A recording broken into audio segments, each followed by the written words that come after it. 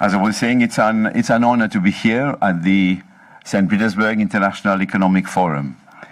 It's probably one of the most important events in the world today. For the past 27 years, this forum has solidified its reputation to be a world premier international gathering where business leaders, politicians, converge to address critical issues on the global economic agenda. It is a platform where best practices and expertise converge to promote sustainable development and foster economic growth.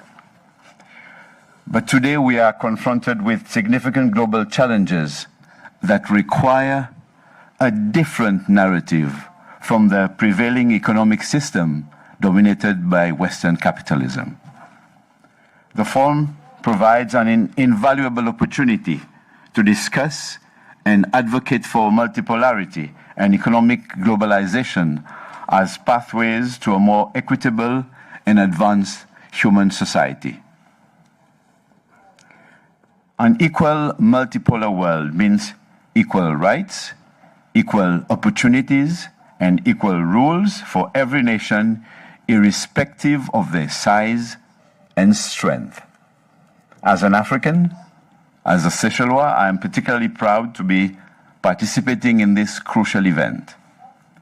My presence here, coming from a country like Seychelles, the smallest African country, exemplifies that everyone has a seat, everyone should have a seat around the table.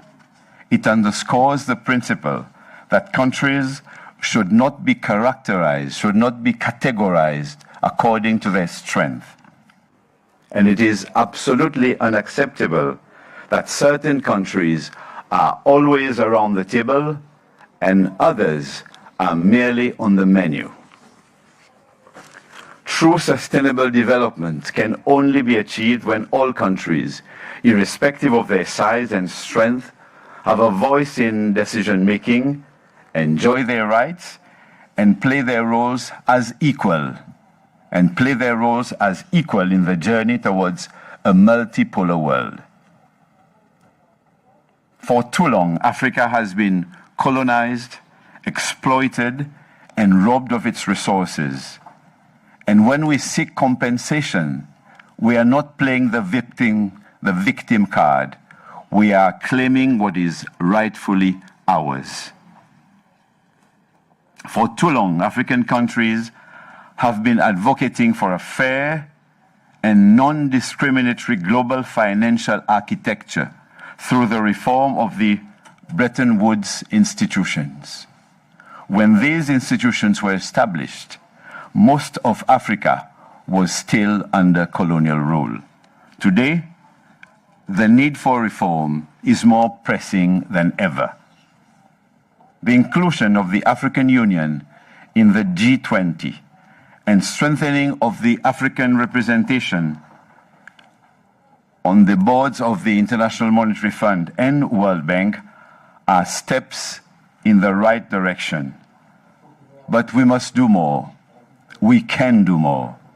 And this task must be high on the agenda of the next chairperson of the African Union Commission. And here, let me tell you, in this very hall, we have two candidates vying for the position of the African Union chairperson. It's me, and let me introduce my sister. Can you stand up, please? Can you stand up?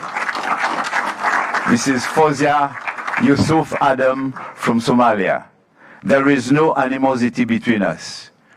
We work with each other because the victors must be Africa, must be our children, our women, our elders. We must push for more comprehensive reform that ensure that all nations have an equal say in the global economic governance. I deeply appreciate Russia's long-standing commitment to the African continent. Russia has been a steadfast friend aiding in our development efforts and standing by us in times of need, but never, ever interfering into our governance. Never has Russia been interfering in the way we govern our respective countries. For this, I respect and applaud Russia. Let's applaud yourselves with a big round of applause, please.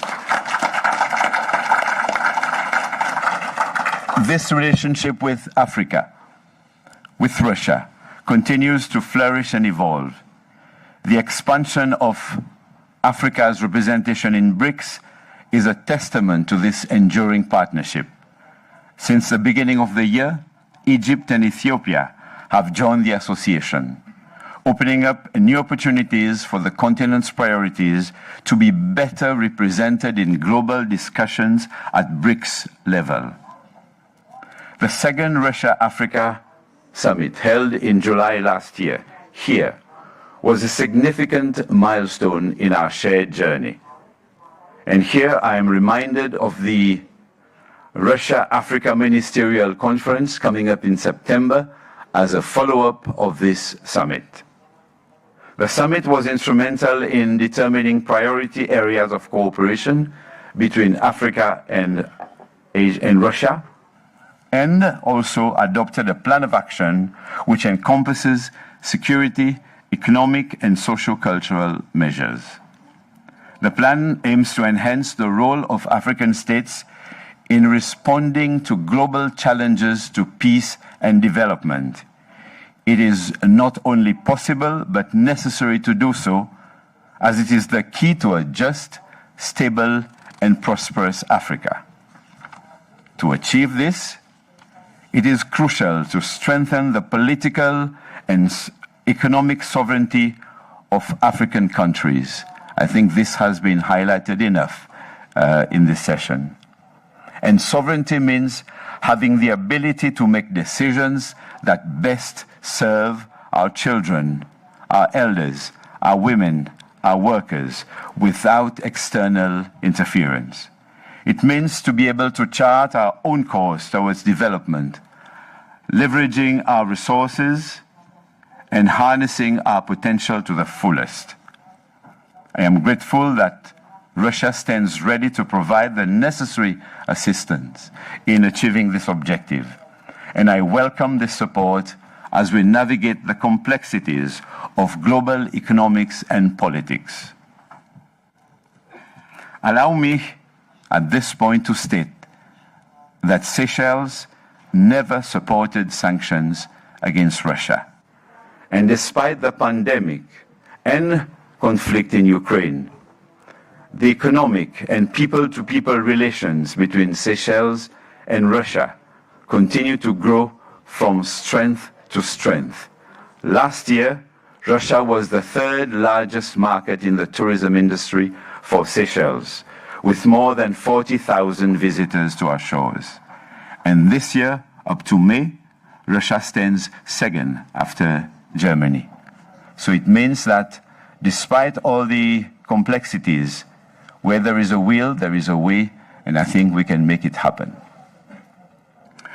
Ladies and gentlemen, in the spirit of multipolarity, we must recognize that globalization can be harnessed for the benefit of all. When managed equitably, globalization can drive sustainable development, create jobs, and pull millions out of poverty. It can facilitate the extension of technology, knowledge, and culture, fostering a deeper understanding and cooperation among nations. However, to realize these benefits, we must ensure that globalization is inclusive and fair, addressing the disparities and inequalities that currently exist. This forum, with its focus on socio-economic development, governance, technological progress, digitalization, environment, healthcare, transport, tourism, education, and science, offers an unrivaled space for dialogue and forging business ties. It provides a unique opportunity to find partners with the aim of securing business growth both in Russia and beyond. By participating in this forum, we are not just advocating for our personal interest, but for a collective effort to create a more balanced and equitable global economic order. In conclusion, let me stress that we must utilize this forum to forge stronger ties, exchange valuable insights, and advocate for a multipolar world where every nation, regardless of its size, has an equal role in shaping our collective future. Together, we can address the global challenges we face and pave the way for a more equitable and sustainable world. Let us embrace the principles of equal rights, equal opportunities, and equal rules for every nation, ensuring that the benefits of globalization and economic development are indeed shared by all. I thank you for the possibility. Thank you, Vincent Meriton.